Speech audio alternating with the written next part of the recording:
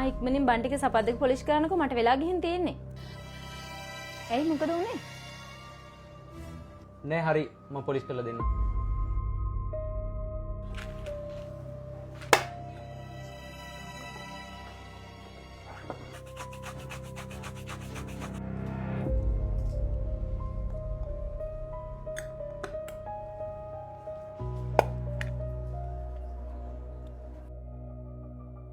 යමු පුතේ අපිට හොඳට වෙලා ගිහින් තියෙන්නේ.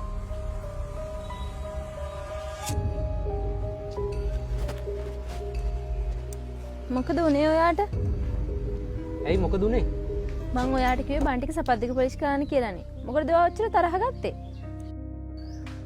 මොනවද මේ බන්ටි කියන්නේ? එක්ක පුතා කියලා කතා කරන්න නැත්නම් දාලා තියෙන නමින් කතා කරන්න. දරුවා නිකන් විනාශ වෙලා යනවා. මං ආදරේට බන්ටි කියලා කියන්නේ දරුවට.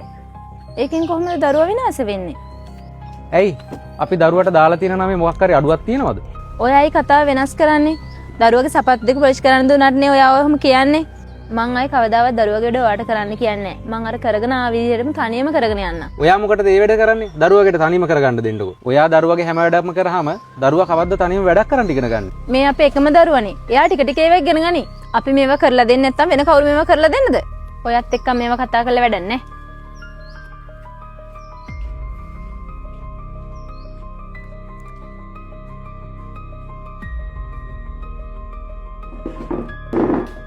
අම්මේ මට මේවා කන්න බෑ. හරි පුතේ මං ඔයාලට මෙගෙන උලසයක් හදලා දෙන්න. ෂුවර් නේද අම්මේ? තියෙන දේ කන්න පුරුදු වෙන්න පුතේ. මොනවද ඔය කඩචෝරු කන්න පුරුදු වෙන්නේ? මොනවද පුතේ අද ඉස්කෝලේදී උනේ? මැඩම් ඇහුවා හෝම්වර්ක් කරද්දි කාගේ උදව් අරගෙනද කරේ කියලා. මම කිව්වේ නෑ ඔයා මට උදව් කරා කියලා. ඒ කියන්නේ ඔයා මැඩන්ට බොරු කිව්වද? ඔයා දන්නවද බොරු කියන එක? ඔව් මන් දන්නවා පවක් කියලා. ඒත් අම්මා කිව්වා කාටවත් කරදරයක් වෙන්නේ නැති බොරු කිව්වාට කමක් නැහැ කියලා. ඔයා දන්නවද පුතේ මේ බොරුව හින්දා ඔයාට කොච්චර පාඩුවක් වෙනවද කියලා? ඉක්මනින් යමු. පන්ති යන්න වෙලා යනවා. යා අද මමත් එනවා ඔයාලත් යන් පන්ති යන්න.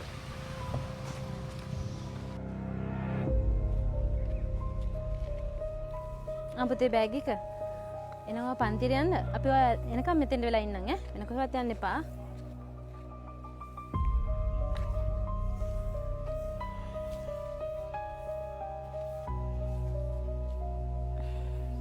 මොකද මේ? ඔයා කියන්න. ඇයි? මගේ දරුවගේ ඉස්සරහ ඔයා මට හැම වෙලාවෙම කියන්න හදන්නේ මං දරුවට වැරදි දේවල් උගන්වන්න හදනවා කියලාද? මම කවද්ද එහෙම කිව්වේ? ඇයි නැත්තේ? බන්ටි කියන්නේ පාළු. එයාගේ සපත්තු පොලිෂ් කරන්න එපාලු. එයාගේ වැඩ එයාට කරගන්න දෙන්නලු. අපි එයාගේ දෙමව්පියෝ. අපි එයාට උදව් කරේ නැත්නම් වෙන කවුද එයාට උදව් කරන්න ඉන්නේ? දරුවට එයාගේ වැඩ ටික කරගන්න දෙන්න. මුලින්ම වරදි. ඒවට කවදා හරි ආ දවසක හරියටම කරයි. අපේ පුතා අපේ වගකීම තමයි. මම ඒක දන්නවා. ඒත් අපි මේ වගකීම ඉටු කරන්න ඕනේ අපේ පුතා දුර්වල කෙනෙක් නොවන විදිහට. කාලය ගොඩක් වෙනස් වෙලා.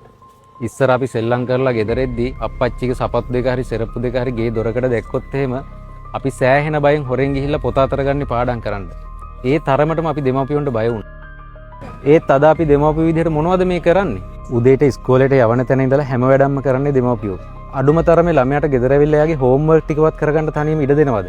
ඒ වැඩත් කරන්නේ දෙමාපියෝ නේද? අපි දරුවන්ගේ හැම වැඩක්ම කරාට පස්සේ දරුවෝ කවද්ද තනියම වැඩක් කරන්න ඉගෙන ගන්න. මොනවා හරි දෙයක් වෙලා අපි හෙට දවසේ නැති වුණොත් එහෙම මේ දරුවා තනියම කොහොමද ජීවත් වෙන්නේ කියලා ඔයා හිතලා බැලුවද? අම්මේ මේ බලන්නකො සපත්තු දෙක ජරා වුණා. ඔයා සුද්ධ කරගන්න. අම්මේ මොම කොහමද? ඔය කොලයක් හරි ලීයක් හරි අරගෙන ඔයා ඔක සුද්ධ කරගන්න.